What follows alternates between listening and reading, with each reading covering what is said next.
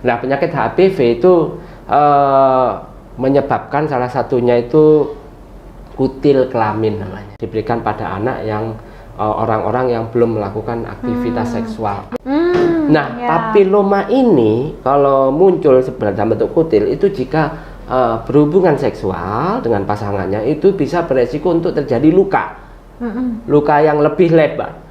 Luka yang lebih lebar sehingga apa? Kalau ada luka, IMS yang lain yang lebih mudah masuk. Belajar di kedokteran dulu saya bandingkan, ternyata tertinggi itu adalah kanker penis pada orang yang tidak sirkumsisi itu 50%. Karena hepatitis B itu adalah salah satu penyakit yang masuk golongan penyakit menular seksual.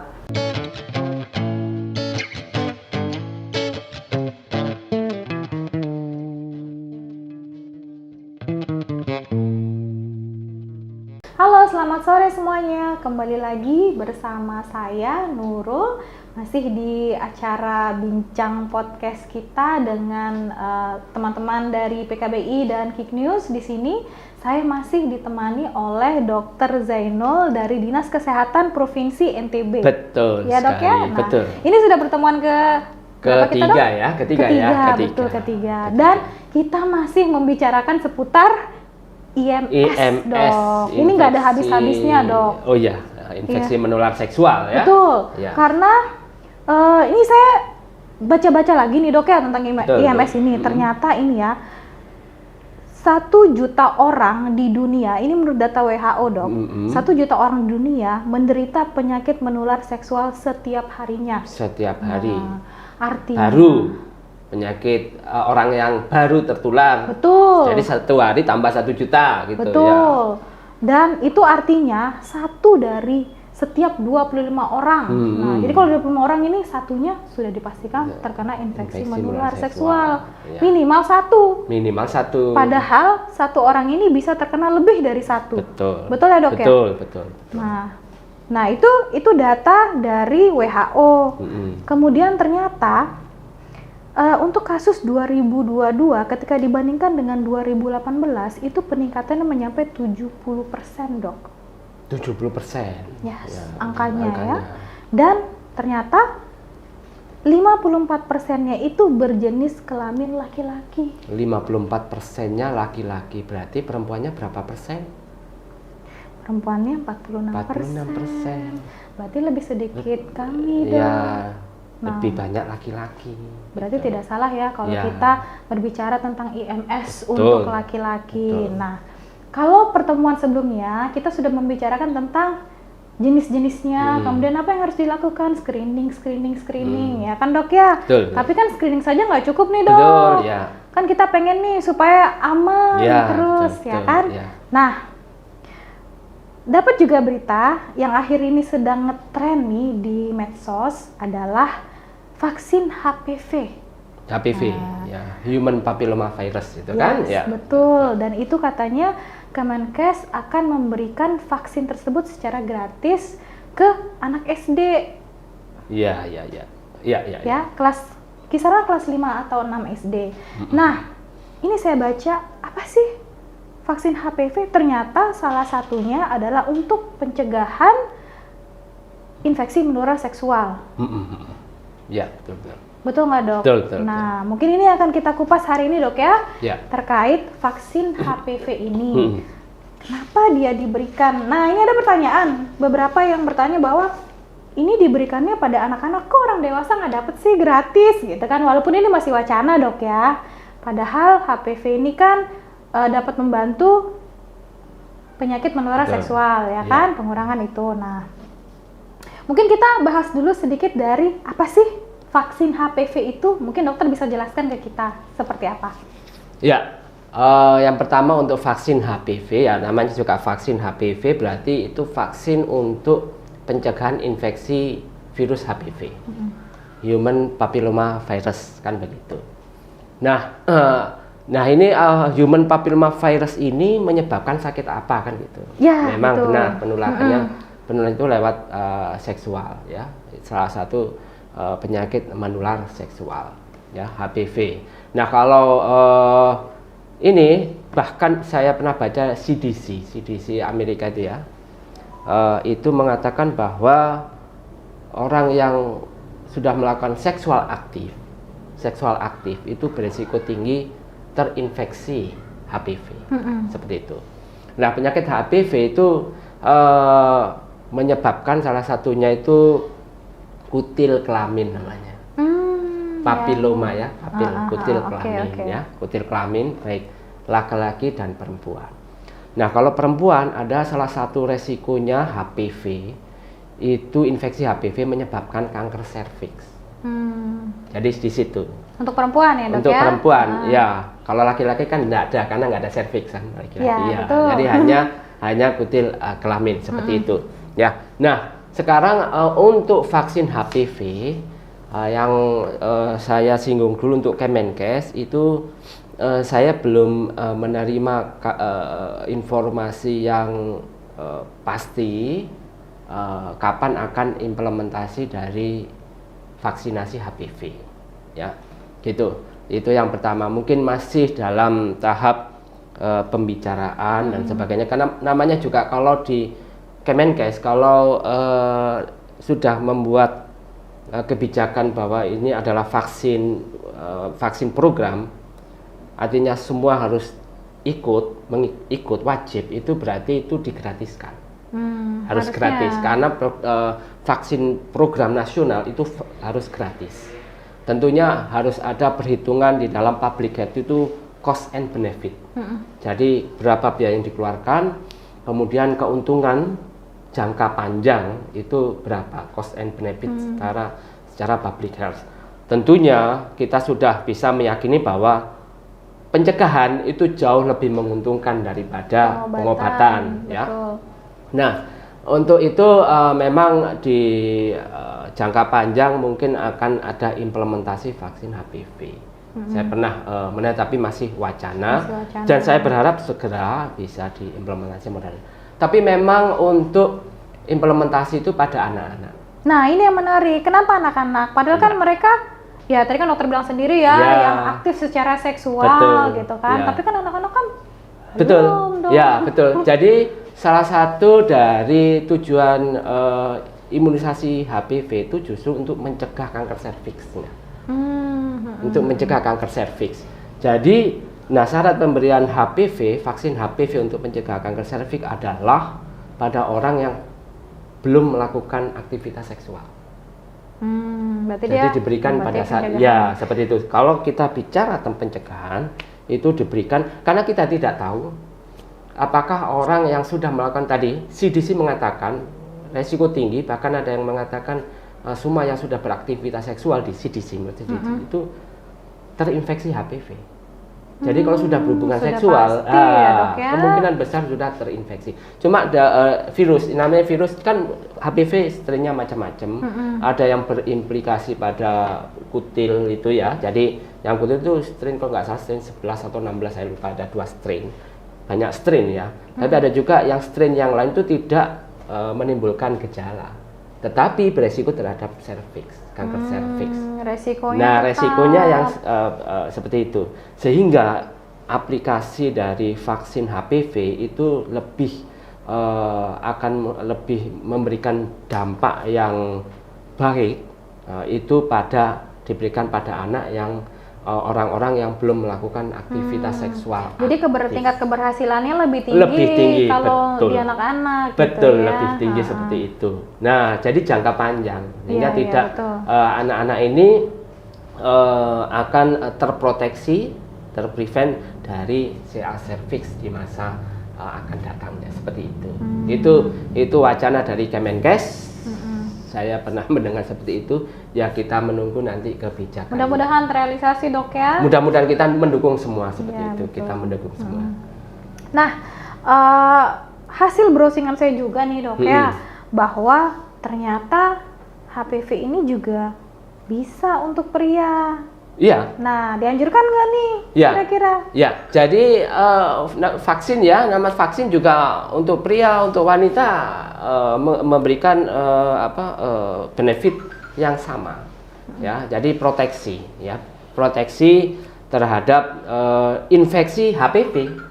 ya. Jadi kalau diberikan pada wanita itu bisa mencegah penularan infeksi HPV pada wanita, diberikan pria juga bisa mencegah penularan HPV pada pria. Sama ya. Cuma kalau pada wanita, karena HPV itu ingat tadi salah satu resiko HPV adalah menjadi CA cervix, kanker cervix, ya, betul. Sehingga ada double protection di sana pada wanita. Tapi kalau pada pria, jika ingin vaksinasi HPV, tentu tidak ada larangan, tidak ada kontraindikasi.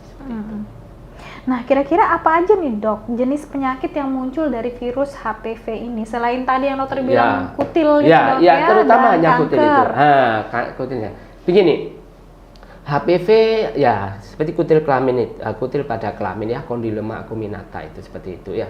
Nah, penyakit Condyloma acuminata itu sebenarnya gejalanya ringan. Jadi kalau bisa kecil ya, kalau masih kecil itu ringan ya. Hanya kutil, tapi ya nyeri, bisa gatal, bisa nyeri. Kalau besar baru bermasalah. Persoalannya bukan di infeksi itu. Kembali kemarin bahwa infeksi menular seksual itu bisa meningkat berkali lipat jika ada luka. Papiloma ini kalau muncul dalam bentuk kutil itu jika berhubungan seksual dengan pasangannya itu bisa beresiko untuk terjadi luka. Luka yang lebih lebar, sehingga kalau ada luka IMS yang lain yang lebih mudah masuk. Penyakit yang lain. Sudah disebutkan tadi bahwa IMS terjadi pada satu orang tidak hanya satu, tapi bisa dua, bisa lebih dari satu. Contohnya seperti itu, ada pembukanya. Ya, contohnya salah satu HPV ini kalau bisa terjadi kutil, maka bisa terjadi perlukaan, sehingga kalau berhubungan seksual yang tidak sehat bisa terjadi penularan infeksi menular seksual yang lebih berkali lipat daripada tidak ada HPV. Seperti itu. Serem juga dok ya. Iya, ya begitu, seperti itu. Jadi tapi kita tidak perlu khawatir ya. Kembali ke kita harus berperilaku seksual yang sehat. Yang ABCD itu dok ya? ABCD. Jadi kalau berperilaku seksual sehat, insya Allah tidak ada penyakit menular seksual. Iya. Nah, jadi kalau misalnya ke perempuan, dia untuk mencegah kanker serviks. Ya sebenarnya yang paling mengerikan itu kan kanker dok ya. Iya. Nah, jadi kalau ke laki-laki sempat juga sih dibaca bahwa itu bisa menyebabkan kanker penis. Nah. Ya. Apakah ada cara lain? Ya. Jadi salah satunya yang ditakutkan adalah kanker penis. Tapi secara rekomendasi untuk menghindari kanker penis itu sirkumsisi. Ya? Jadi baik itu secara modern pun ya, kedokteran modern pun itu dianjurkan untuk sirkumsisi untuk mencegah kanker pada kanker penis. Karena kanker penis saya pernah baca ya, enggak tahu itu sekarang nggak tahu datanya. Itu kanker penis 50% itu terjadi pada orang yang tidak sirkumsisi. Tinggi sekali. Saya pernah membandingkan angka resiko kanker ya. Pada merokok berapa, pada ini berapa, ini tertinggi itu pada yang sirkumsisi itu. Jadi orang yang tidak sirkumsisi itu 50%. Nggak tahu angka sekarang, saya waktu belajar di kedokteran dulu saya bandingkan, ternyata tertinggi itu adalah kanker penis pada orang yang tidak sirkumsisi itu 50%. Berarti kesempatan untuk dapat kanker. Iya, berarti kan setengah. Iya, 2:1. Iya, 2:1 ya. Jadi 50% orang yang tidak sirkumsisi. Nah, dengan sirkumsisi itu resiko itu menurun drastis seperti itu. Ya. Berarti sirkumsisi itu penting ya untuk laki-laki karena sekaligus juga menjaga kebersihan. Betul, ya, seperti itu. Nah, kalau biasanya kita bertanya siapa saja sih yang boleh vaksin HPV, tadi sudah jelas ya, anak-anak pun dianjurkan untuk itu. Tapi yang tidak boleh vaksin HPV? Pertanyaannya bagus, ya. Yang tidak boleh vaksin HPV adalah orang yang alergi terhadap komponen di dalam virus, di dalam vaksinnya. Simpel saja. Apa itu komponen? Ya kan macam-macam ya di dalam ya, tiap orang kan beda-beda. Di situ mungkin ada bahan pengawetnya. Nah, jadi tidak spesifik. Tapi tidak yang misalnya punya penyakit tertentu. Itu kayak tidak. Kemarin kan vaksin COVID kan ada yang dengan penyakit ini ya, tidak boleh penyakit komorbid kalau tensinya di atas 200 gitu ya. Kalau HPV itu tidak ada kontraindikasi. Jadi kontraindikasinya itu pada orang yang alergi terhadap komponen di dalam vaksinnya. Berarti nggak ada efek samping yang dirasakan, betul, dok ya? Betul. Tidak panas, betul. tidak gatal-gatal, betul. Gitu. Jadi kembali ke pertanyaannya, apakah boleh saya kalau vaksin HPV? Boleh, silakan, tidak ada larangan. Oh, saya sudah ada pasangan gitu ya, suami istri boleh, tidak ada larangan ya. Silahkan kalau menginginkan untuk vaksin, silahkan. Yes. Tapi kalau kembali ke efikasi, kami lebih efikasi itu lebih besar pada orang yang belum pernah melakukan aktivitas seksual aktif. Betul. Nah, seperti itu. Jadi siapapun boleh asal tidak punya alergi terhadap komponen vaksin. Tapi pastinya untuk pencegahan penting juga, dok. Ya boleh pencegahan. Terutama untuk kalau laki-laki pencegahan terhadap penularan virus HPV boleh, bisa. Bahkan saya pernah membaca orang yang sudah terinfeksi HPV pun itu kalau di vaksin HPV itu kan meningkatkan antibodinya. Itu mempercepat kesembuhan. Walaupun padahal dia sedang ada virusnya. Iya, betul. Nah, ini nih menarik ini. Jadi pertanyaanku terkait itu, dok ya, apakah pengidap penyakit karena virus HPV bisa sembuh total nggak? Nah, virus itu, kalau ditanya obatnya, virus biasanya nggak ada obatnya ya.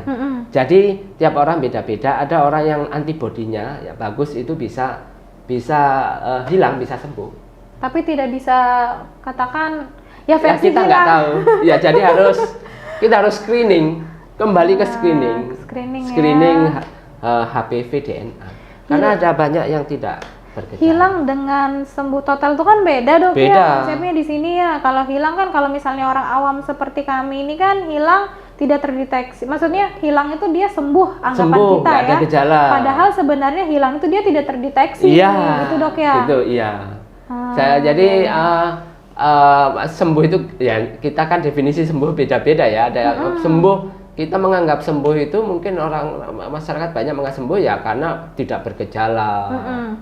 Bisa aktivitas baik, produktif, ya tidak merasakan apa seperti karena sembuh gitu. Tapi padahal virusnya masih ada di dalam. Berarti itu hanya dinonaktifkan ya, dok ya. Gitu. Tapi dikatakan, saya pernah baca juga bisa hilang dalam 2 tahun dengan antibodi sendiri. Yang bagus. Itu bisa hilang. Dan vaksin ini bisa membantu untuk itu ya, dok ya? Salah satunya itu bisa untuk mempercepat kesembuhan. Oke. Nah, terkait vaksinnya sendiri, dok, berapa lama sih vaksin ini bertahan dalam tubuh? Maksudnya apakah berapa kali kita harus suntik? Karena kan kalau kayak kemarin, dok ya, vaksin ini aku bandingin dengan vaksin COVID yang memang sudah kita pahami semua ya, teman-teman yang sudah kita lalui, bahwa setiap kemarin tuh 3 bulan apa 6 bulan, dok ya, kita booster gitu kan. Nah, kalau dengan vaksin HPV ini 3 kali kalau boosternya ya. 3 kali. Ke 0, bulan ke-3, bulan ke-6. Dan itu sudah cukup sekali dalam 3 kali dalam seumur hidup kita gitu ya? Iya, betul. Berarti nggak banyak-banyak nggak booster banyak-banyak. Iya, betul. Seumur hidup sudah seperti itu. Nah, kapan nih waktu terbaik vaksin HPV selain tadi anak-anak ya yang belum berhubungan seksual? Prinsipnya belum berhubungan seksual aktif. Anak SMA. Malah saya mendengar ini sebenarnya nanti program kita ini lebih dulu itu anak SMA rencananya. Tapi kan kita nggak tahu, karena anak SMA, kalau hasil penelitian anak SMA sudah melakukan hubungan seksual aktif, mungkin jadi diturunkan nanti ke anak SD. Prinsipnya adalah belum melakukan hubungan seksual aktif. Itu berarti yang paling ini, dok. Betul. Ya? Iya. Nah, oke, dok. Terkait ini lagi nih, dok.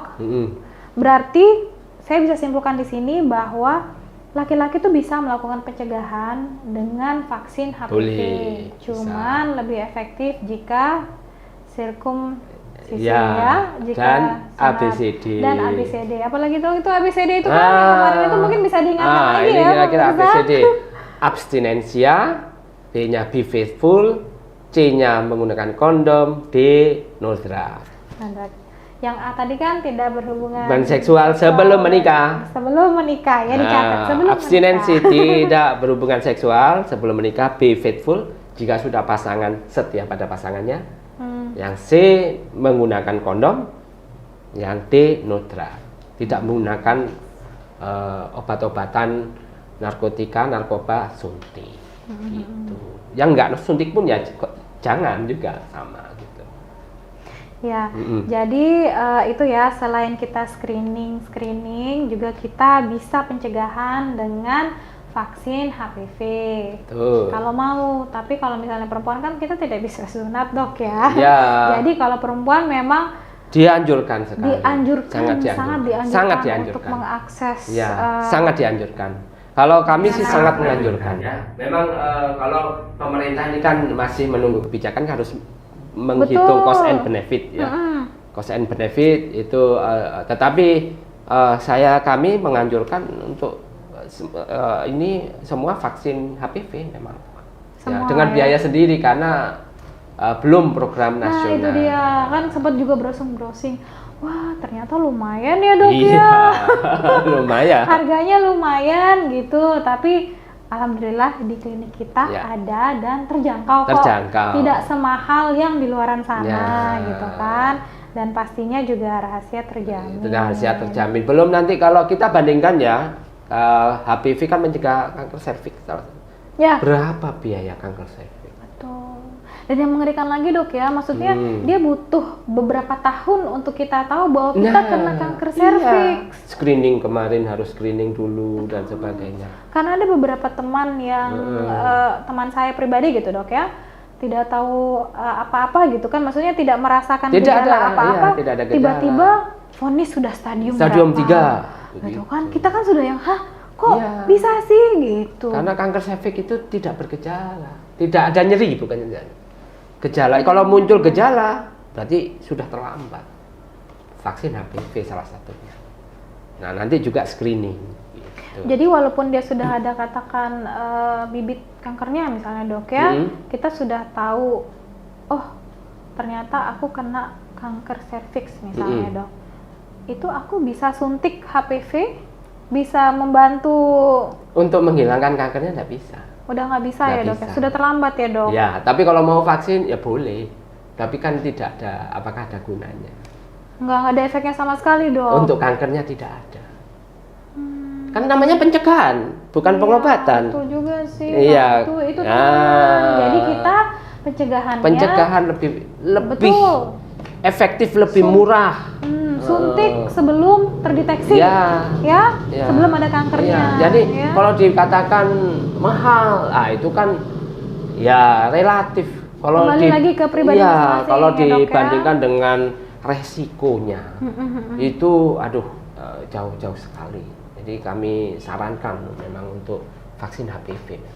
Seperti itu, iya. Nah, sebelum kita akhiri perbincangan kita nih hari ini, ada saran nggak khususnya untuk pria nih ya, bagaimana cara menghindari penyakit infeksi menular seksual? Nah, dari dokter langsung. Selain ABCD kita sudah hafal ya teman-teman. ABCD ya. Jadi kalau HPV memang salah satunya itu bisa vaksin HPV. Kalau untuk pencegahan penularan virus HPV, ya bisa menggunakan vaksin HPV. Ya, tapi ingat bahwa infeksi menular seksual bukan hanya HPV. Ada lagi yang lain dok ya? Tapi vaksinnya kan tidak ada yang lain.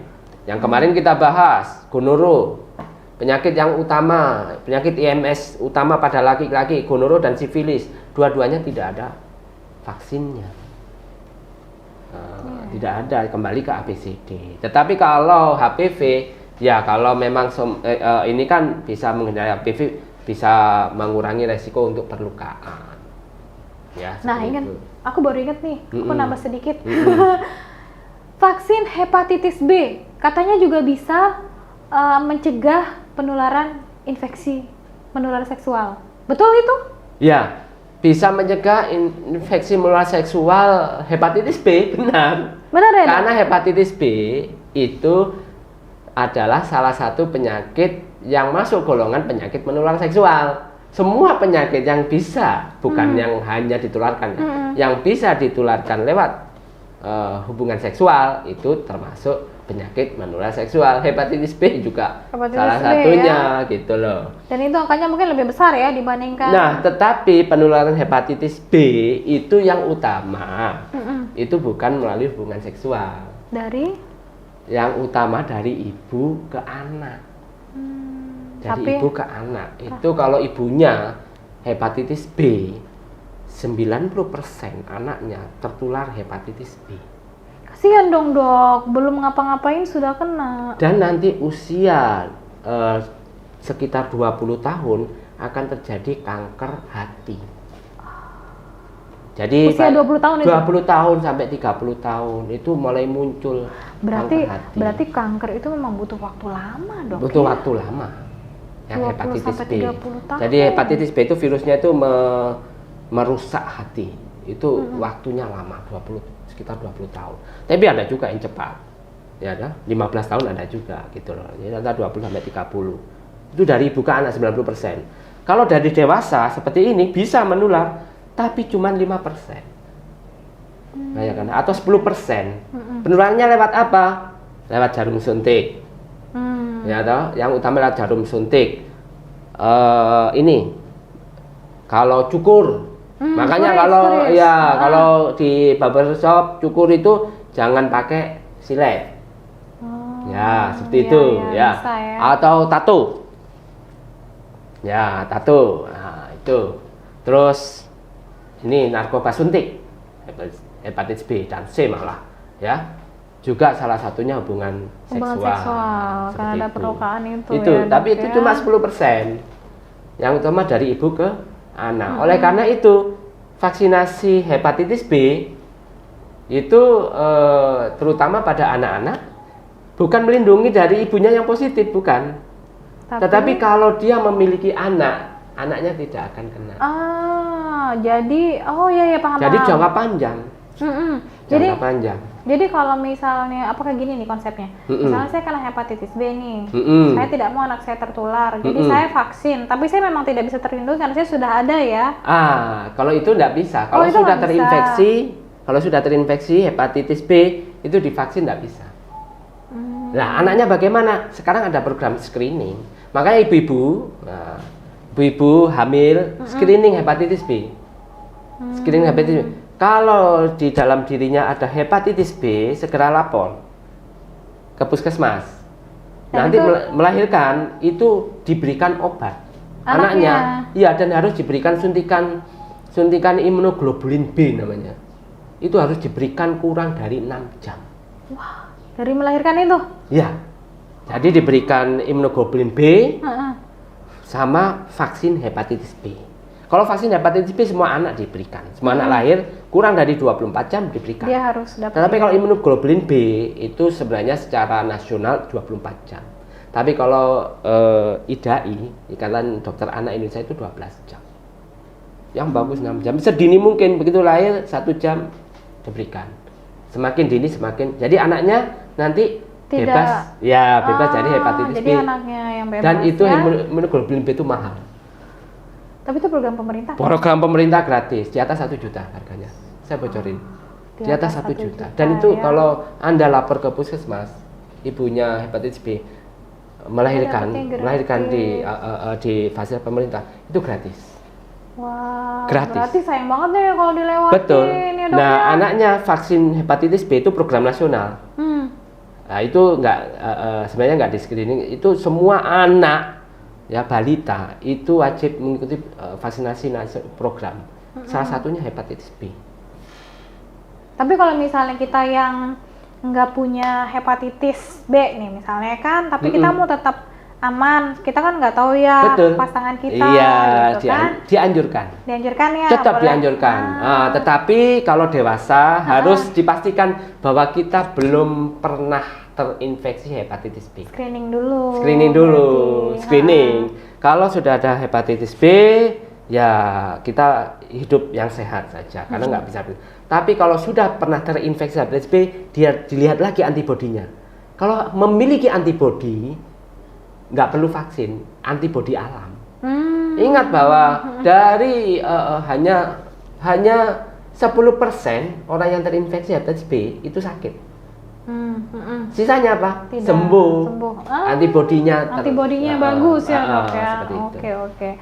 Tapi kami anjurkan vaksin. Vaksin ya? Vaksin. Baik itu untuk perempuan dan betul, laki-laki. Pria maupun wanita, kalau hepatitis B itu kami anjurkan untuk vaksin hepatitis B sama. Betul. Nah, syukurnya buat teman-teman yang butuh vaksin hepatitis B di klinik kami Mitra Keluarga ada menyediakan vaksin tersebut ya. Jadi tidak hanya vaksin HPV tapi juga ada vaksin hepatitis B.